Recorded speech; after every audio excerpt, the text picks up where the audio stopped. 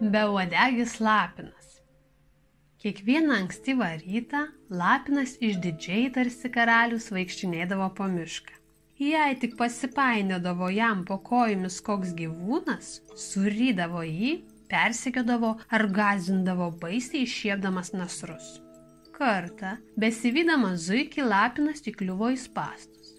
Jis visai bandė ištrūkti, bet niekaip negalėjo ištraukti savo uodegos, kurią neapsakomai didžiavosi ir kurią labai puoselėjo.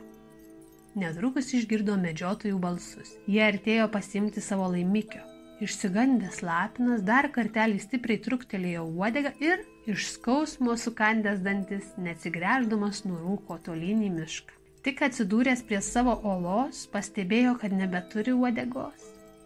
Lapinas baisiai susikrimto, jam buvo labai gėda. Kaip jis, toks beuodegis, pasirodys kitiems lapinams?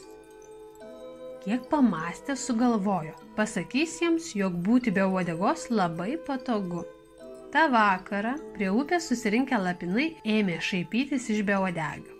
Tada atsistojęs ant kelmo tasai pareiškė: gerbiami lapinai, gyventi be uodegos daug patogiau, nebereikia bėgioti kai kokiems arkliams. Bet juk ir arkliams ir mums reikalingos uodegos, suabejojo kažkuris iš susirinkusiųjų.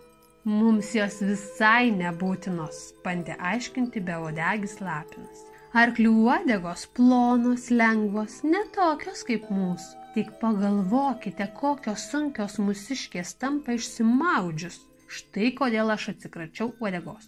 Dabar jaučiuosi laisvas ir jums patarčiau nusikirpti savasias. Tilk, kvaily, suriko kitas lapinas. Mes žinome, kad tu praradai savo uodegas spąstuose.